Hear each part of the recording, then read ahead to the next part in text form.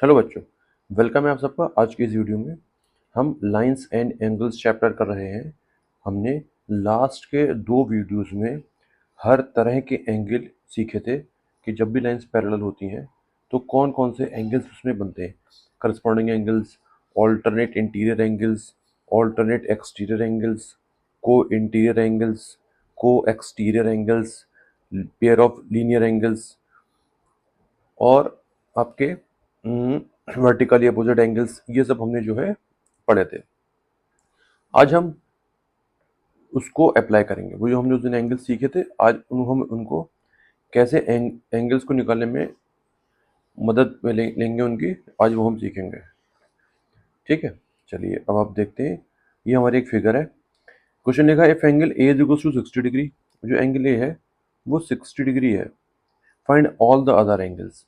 पूछा गया है कि रिमेनिंग एंगल, जितने भी एंगल्स आपको दिख रहे हैं remaining, B C D E F G H I J K L M N O P, इन सबको आपको निकालना है। देखिए, जब भी लाइंस पैरेलल होंगी, ये दोनों लाइंस पैरेलल हैं और ये दोनों लाइंस भी क्या है, पैरेलल हैं आपस में। ठीक है, ये जो मैं करने जा रहा हूँ सॉल्यूशन, ये ऐसे ही क्वेश्चन के लिए है जिसमें जिसमें दो पेयर हों पैरेलल लाइंस के। दो पेयर का मतलब दो जोड़े हों। एक पेयर तो ये हो गया, ये पेयर हो गया एक, और दूसरा पेयर क्या हो गया, ये हो गया। ठीक है, चलिए अब देखते हैं। देखिए एंगल ए 60 डिग्री है, तो एंगल, देखिए अब सोल्यूशन पा जाए या यहीं पर हम करते रहे, तो एंगल सी भी 60 डिग्री होगा बाई वर्टिकली अपोजिट एंगल। ध्यान से सुनते आइएगा, मैं फिगर में आपको करके दिखा दे रहा हूँ। एंगल ए 60 डिग्री है तो एंगल सी भी 60 डिग्री होगा by by vertically opposite angle. ठीक है, अच्छा एंगल ए 60 डिग्री है तो एंगल एम भी 60 डिग्री होगा बाई करस्पॉन्डिंग एंगल्स। ठीक, अब क्योंकि एम 60 डिग्री है तो ओ भी 60 डिग्री होगा by vertically opposite angle. Okay, चलिए ए 60 डिग्री है तो ई भी 60 डिग्री होगा, क्यों, बाई करस्पॉन्डिंग एंगल्स।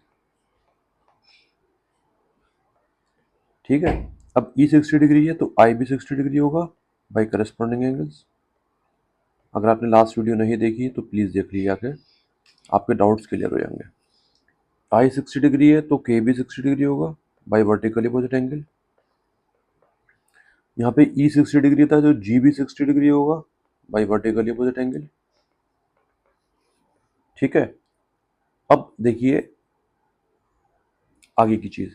अब ए और बी, अब देखिए जो एंगल ए और एंगल बी जो है लीनियर पेयर बना रहे हैं।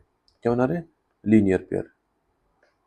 ठीक है, तो इनका सम क्या होगा 180 डिग्री, क्योंकि वो लाइन पर है, एडजेसेंट एंगल्स हैं और लाइन के ऊपर है। तो ए 60 डिग्री है तो एंगल बी हमारा क्या हो जाएगा 120 डिग्री। तो एंगल बी हमारा आ गया 120 डिग्री।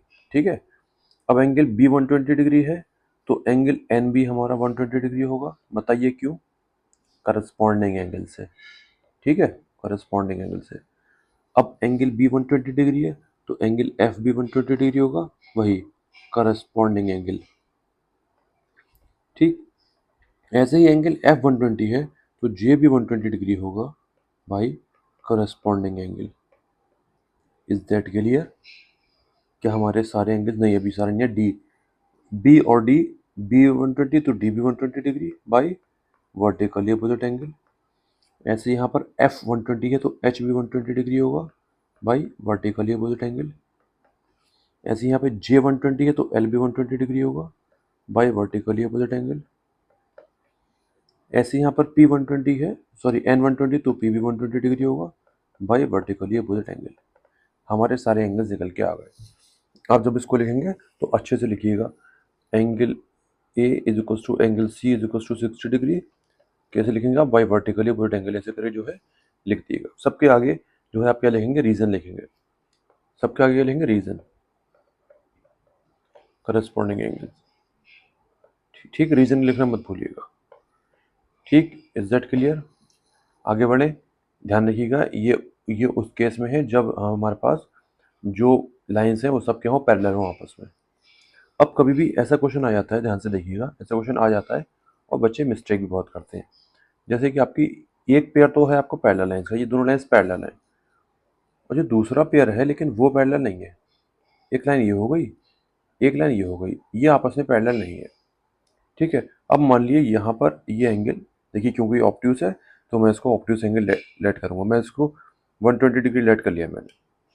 अब देखिए इसकी मदद से आप कौन कौन से एंगल निकाल सकते हैं। अगर सिर्फ हमारे ऊपर हमारे क्वेश्चन में सिर्फ एक एंगल तो दे रखा था यहाँ पर कॉर्नर वाला, हमने सब निकाल दिए। लेकिन अगर ऐसा केस आएगा तो हम क्या करेंगे, तो देखिए एक तो 120 है, दूसरा 120 डिग्री ये हो जाएगा बाई वर्टिकली अपोजिट एंगल। अच्छा अच्छा, ये दोनों लाइन्स तो पैरेलल है और ये है आपकी ट्रांसवर्सल, ट्रांसवर्सल है, तो ये 120, तो ये भी 120 डिग्री बाई करस्पॉन्डिंग एंगल।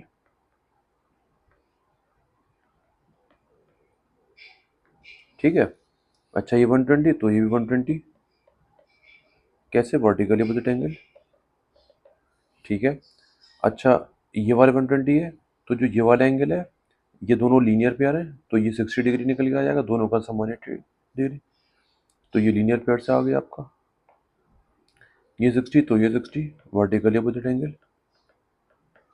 अच्छा ये एंगल और ये वाला एंगल जो यहाँ पर होगा, दोनों क्या है, करस्पॉन्डिंग एंगल है, करस्पॉन्डिंग एंगल है ये 60 तो नीचे वाले 60, वर्टिकली अपोजिट एंगल। तो सिर्फ हम जो लाइन्स पैरेलल और एक ही ट्रांसवर्सल है, तो इस ट्रांसवर्सल जो भी एंगल्स बनाएगी इन दोनों पैरेलल लाइन्स के साथ, हम वही एंगल निकाल सकते हैं। याद रखिएगा ये चीज़ को। ठीक है, चलिए आगे बढ़ते हैं थोड़ा। अगर मान लीजिए हमारी तीन लाइन्स आपस में क्या है, पैरेलल है, एक लाइन ये हो गई,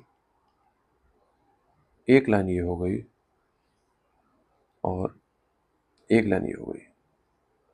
ठीक है, अच्छा इसमें बुक में आपका टॉपिक है लाइन्स पैरेलल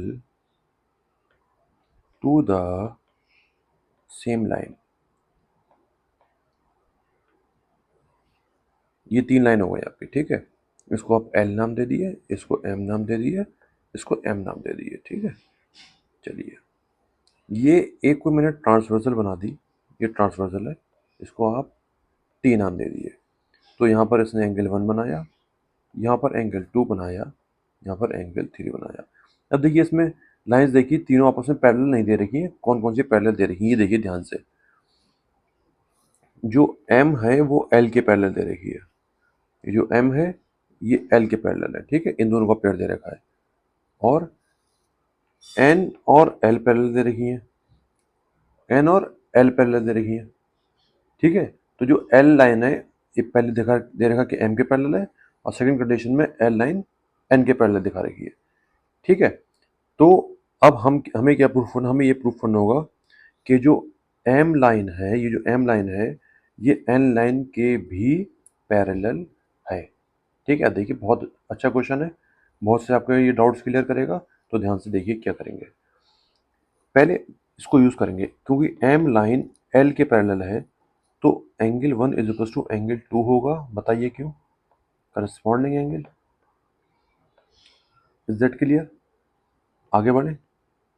एन और एल पैरेलल है, एन और एल, तो एन और एल, एल पे एंगल 1 है, एन पे एंगल 3 है, ये भी corresponding angle, corresponding angle. Equation number 1, equation number 2। अब क्या मैं इन दोनों इक्वेशन को इक्वेट करा सकता हूँ, बिल्कुल, क्योंकि दोनों तरफ एंगल 1 है। On equating equation number 1 and equation number 2। ठीक है, तो मतलब हमारा angle 2 is equal to angle 3 निकल के आ जाएगा। अब क्योंकि angle 2 is equal to angle 3 है, तो याद रखिएगा कि जिस तरह से अगर दो लाइंस पैरेलल होती हैं तो ये वाले एंगल इक्वल होते हैं। ठीक है, तो अगर आपको कभी दे रखा हो कि सिर्फ ये दो लाइनें हैं, ये आपस में पैरेलल ना दे रखी हो पैरेलल, तो ध्यान से मेरी बात सुनिएगा। अगर ये पैरेलल ना दे रखी हो, तो अगर आपने इनमें से कोई भी मतलब कोई भी एक पेयर एंगल का आपने इक्वल दिखा दिया, मतलब या तो मैंने करस्पॉन्डिंग एंगल इक्वल दिखा दिए, तो मैं कह दूंगा कि ये दोनों एंगल इक्वल है, लेकिन ये तो करस्पॉन्डिंग एंगल है, इसका मतलब क्या हुआ, ये दोनों लाइंस आपस में पैरेलल होंगी। ठीक, या फिर मैं ऑल्टरनेट इंटीरियर एंगल किसी तरह इक्वल दिखा दूं, मैंने ये दोनों एंगल इक्वल दिखा दिए, मैं कहूँगा but these are alternate interior angles. इसका मतलब ये दोनों लाइन्स आपस में क्या होंगी, पैरेलल होंगी। ठीक है, जितने भी हमने एंगल्स के पेयर सीखे हैं लास्ट वीडियो में, तो उनमें से कोई भी अगर मैं इक्वल करके दिखा दूं, एंगल इक्वल करके दिखा दूं, याद रखिएगा इस बात को, कोई भी एक पेयर में एंगल्स का इक्वल करके दिखा दूं तो लाइंस क्या हो जाएंगी, पैरेलल हो जाती हैं। ठीक है, तो इसी को हम कहते हैं। तो देखिए यहाँ पर एंगल 2 एंगल 3 के इक्वल आ गया, तो ये हमें बताएगा कि जो एम लाइन जो है किसके पैरेलल है, एन लाइन के पैरेलल है। इसको हम कहते हैं कन्वर्स ऑफ करस्पॉन्डिंग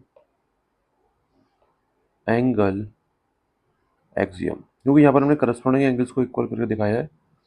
ठीक है, तो इसीलिए हमने यहाँ पे लिखा converse of corresponding angle axiom. Okay, बात समझ आ गई। चलिए चलिए अब जो है आपकी नेक्स्ट वीडियो से मैं आपको थ्योरम और एग्जाम्पल करना शुरू करा दूंगा।